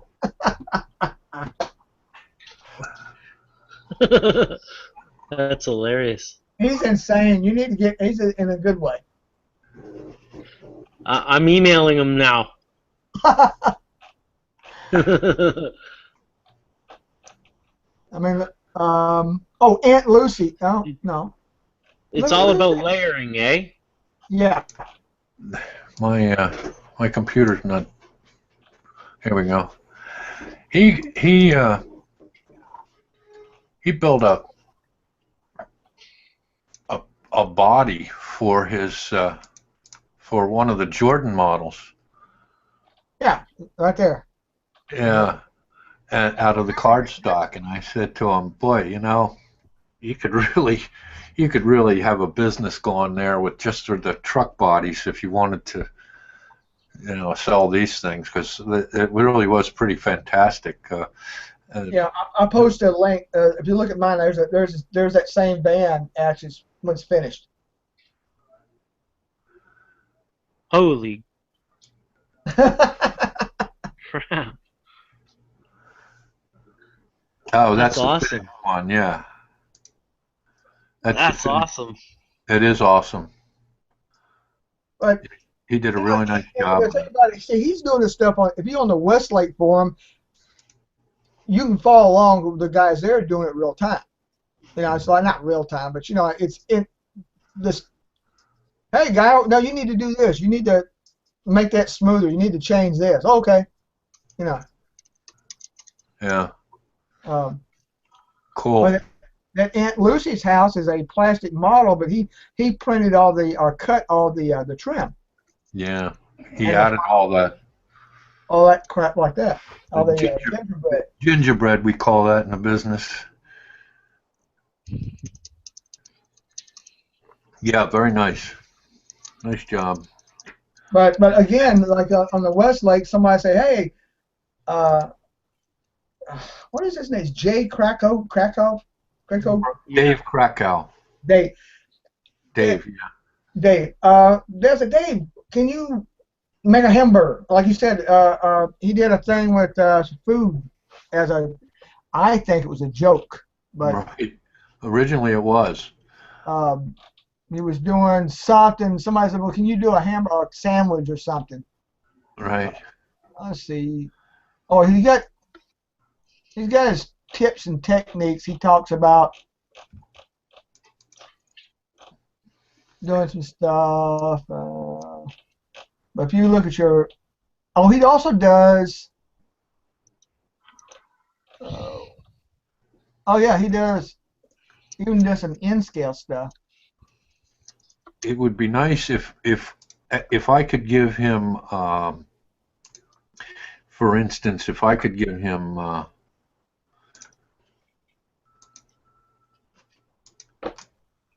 You see the grill that's here on the floor? Yeah. That if I could give him the exact dimensions of a grill for some of these models that are out on the market, they're plastic grills. They're very clunky looking. They're not, you know, they look like cheap models. It was with I'm thinking of the classic Metalworks pieces, and if you could give him the dimensions, the sizes of these things, and have him make up grills like this for vehicles. There's some of his wrenches on the bench there, and a fan. And well, we were talking about earlier about 3D stuff, okay, and using SketchUp. Well, right. you can do that in SketchUp. I did this experiment and gave it to one of the manufacturer guys. You can export the file that he uses. So using the same process I was using to make the 3D models, you can make the pattern for his laser machine and send that to him as a file. Right, there you go. Right. I actually did that with who I can't remember, RS Laser Kits or somebody, one of those guys. I did one just as a test, and it actually worked. So that you can basically get a plug-in for SketchUp that will export the. It's like a what is it? I'm trying to think of the file name. Not AutoCAD. I don't know. It's one of the drawing formats that it machine likes. It's no biggie. It's just a line drawing or a vector. I think it's like a vector, not a vector cut. It's a vector drawing. Right. Let's see. SketchUp. Half the time I can't remember anything anymore. SketchUp. Laser. Laser.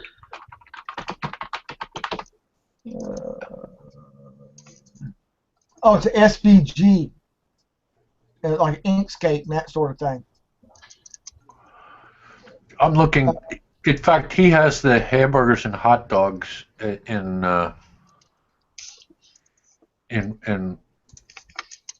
187 scale. There they are. Hamburgers and hot dogs in 187 scale. And he also sells the picnic table. Absolutely amazing. Rivets, washers, bolts. Here's your wheel sets there. Yeah. That I was talking about, Ron. They do color up nice, a little brown paint on them, and they actually look rusty without having to do a lot of finish work on them. I started out using watch parts and stuff, and there's your gears. I've got a picture where I used his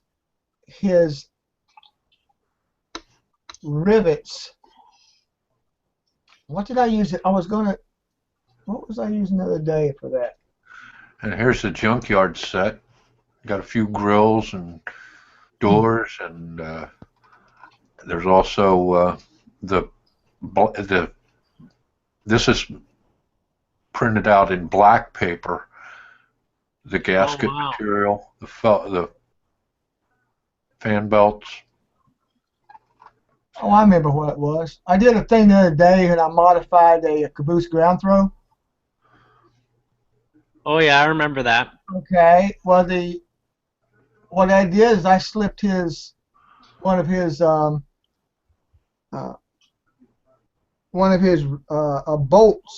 bolt and washer has a hole through it, and I slipped that over the pin. There you go. Where did I put that?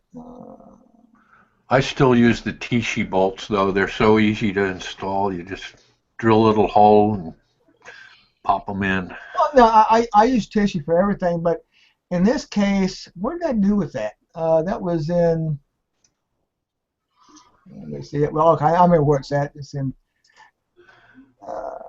No, backdrop, Barlow, Greg, Cosson, Pier. Where did I? There you go. Some horseshoes and hinges.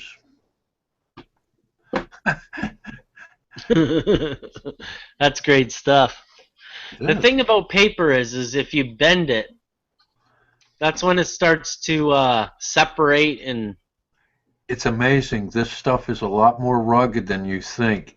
Oh, really? It's Yeah. a laser. It's a laser board. It's a resin impregnated paper. Yeah, Oh, wow. So it's it's not really layered. It's more fibrous. right. These are nice too. These little plaques. Like for bridges or for tunnels and that sort of thing. Oh, Uh, wow, yeah. cornerstones on buildings. You know, a lot of the old buildings had. Oh, here's the tool set. So amazing. Paintbrushes. Good grief. What did I? Oh, here we I go. bought this. I bought that, by the way, and I.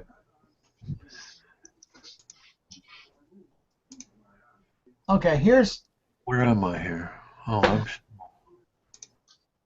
there we go. Here's the ground throw. And what I was trying to say was, what I did was I shortened that ground throw. I narrowed it to fit my head ties, and I drilled. Yep. I filled in the old holes, and I drilled some holes, inserted a little like a dressmaker's pin, and left just a little bit sticking up, and just slid the vector cut washers and his bolt heads with a hole in the center. I slid them over the end of it. Okay. I don't know how well you can see that, but I See, pretty good. It looks great. mean it was like that. I did it. That's a drawing showing the same what I did. So You're pretty good at this 3D drawing there, Edward. Yeah, I would say so. You just whipped this up to explain things. well, yeah. But see, to me, that is fun. That's the hobby part. I enjoy the, you know what I'm saying? I mean, Oh yeah, I know what you're saying. that's I get into that and I get sidetracked and I'll be just drawing and making the rendering and all that stuff. Well, it's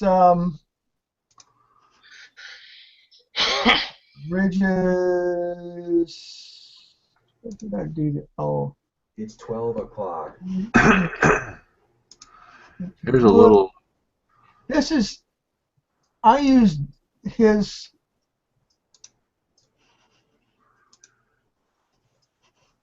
There we go. I gotta share it again. Come on. God, go away. Oh, that's great. Vector cut tool. I made a little toolbox for this wrecker out of sheet brass and threw a couple of their wrenches in. You know, it's funny because you don't see a lot of this stuff. It's so small. But when you're doing it, it's like, that's cool. You know? Well, look at it. I just shared a picture of that's a little wooden. A little wooden bridge I was making, and I used his. There's his bolt nuts and bolts. They're solid and also with hole. He also gets a couple of his wrenches with it just for the heck of it. Yeah. Well, you fill the card out, you know. That's cool. Yeah. I mean, it's a great resource. I've got a bunch of stuff that sits. I have done. I couldn't help myself. I had to buy it when I was on his website. Yeah. I got one of those old time radios I ain't never put together. It's just sitting there, it's like that'd be great for a open doorway or something. Don't you hate that though? You get on a website and you look and you want everything. Yeah. Well, I tell you who. Yeah, I'll have two of them and two of them.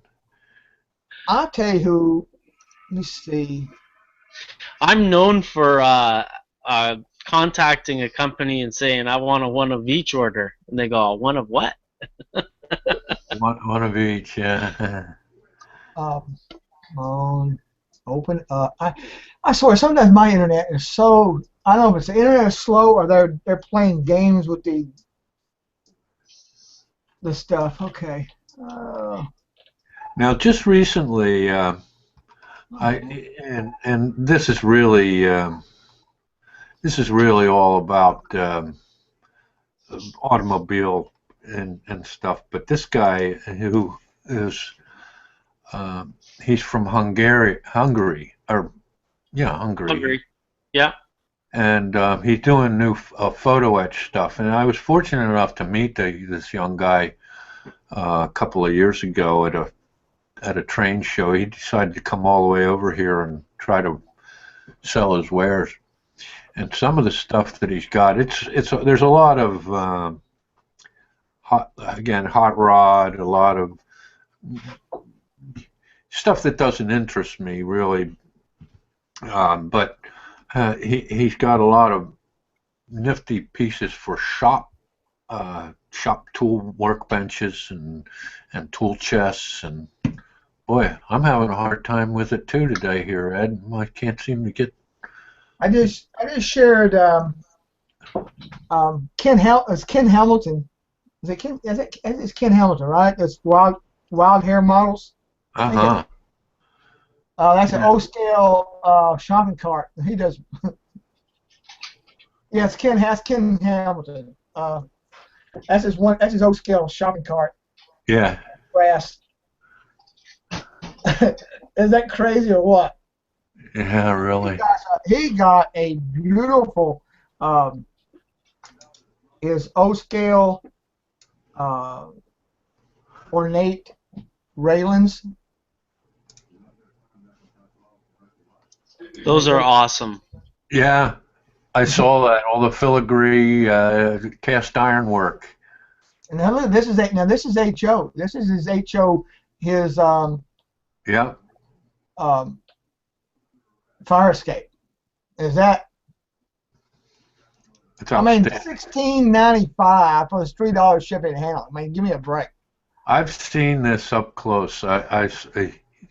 Ken did I think I might have said something last week about it. He did a show down in Philadelphia, an artist show, and he has a streetscape that he did with this in it, and it's really up close. It's really phenomenal. The detail. Well, you can see it's just. I mean, yeah. I still need to go down and visit with him. Yeah, you should. He's a great guy. He's a fun guy. We always get along well. I've sat down a couple times, had some beers with him, and unfortunately, well, no, not unfortunately. Fortunately, he's married to he's got a newer wife, newer to him, and she's making him drop all of his vices. Tell me that, yeah. Not, not smoking anymore. He's not drinking anymore. He's turning into a real bore ass. Well, there was a let me see if I can find a link. What is it called? It's called I hate it that I'm getting old. My mind is going. I can't remember anything anymore. It's really sad. Okay, called Keek. K-E-E-K. There's an app on the iPhone that lets you share little short videos, you know, on the, and it uploads them directly, and so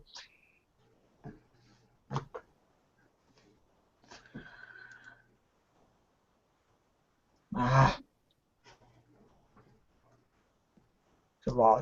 I hate this every once in a while. My computer does some kind of a cleanup, and it deletes my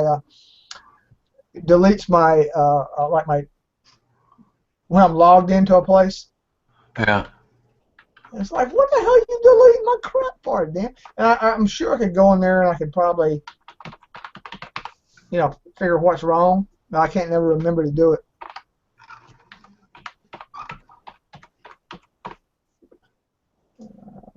No, that's incorrect. Great. I don't remember what. Luckily, I have a 3x5 file card system where I write down my username and passwords. Otherwise, I'd be totally lost. No, I rely on my computer to remember passwords. Well, that's not it. Damn. What was? Anybody ever broke into it, they could own me. I've actually started using LastPass. It's taken me a long time to decide to do it, but I'm using it now. What is that? LastPass. It's an app and a tool that you use to control all your passwords to other sites. Oh. So all you have to do is enter your generic password, and it'll sign you in automatically to these sites. It'll control all that stuff. Huh. It makes it easier to change your passwords, and also so that you can have complicated passwords that won't get hacked. Because you make up a password, and they'll say, well, that one's taken, or you can't use that one, or it doesn't have enough of this, or so you end up changing the password for one site. I try to keep all my passwords the same so that I can remember them. And yeah, I got about 5. I can't begin to tell you how many times I've clicked on that "forgot your password?" ? And had to go to my email and get a new password. Well, like I said, a while back, I started a thing. I just bought one of those little 3x5 card file things, and I write them down in the 3x5 card. I put my username and password, and I file it away. It's always there. Yeah, good idea. Probably. I was too lazy to do that. Well, as you said, and what's really bad if you do mess around with the government. And I got to log into, for example, the defense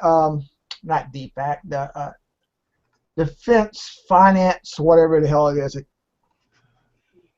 You got to change your password. It's got to have it's the most ungodly password set up. It's like it's got to be 2 uppercase, 2 lowercase, 2 numbers, 2 special characters. It has to be like 14 characters or longer. It cannot be any of the past. It cannot contain more than so many of your last 6 ones. And I'll be sitting there hollering at the computer screen. You sorry piece of. Well, fellas, I hate to say it, but I've got some commitments I've got to get to today. Oh no. And we're about to leave here too, so this might be a good place to stop. Well, yeah, guys. But yeah, we need to do you got some ideas for shows, nothing else. Think about it, like 3D printing or laser cutting, or what software do you need, and da. Yeah, we should get together and talk about that stuff sometime this week. Do a theme for the show. Yeah. It's we were talking earlier about, and you guys talking about what works, what doesn't work, what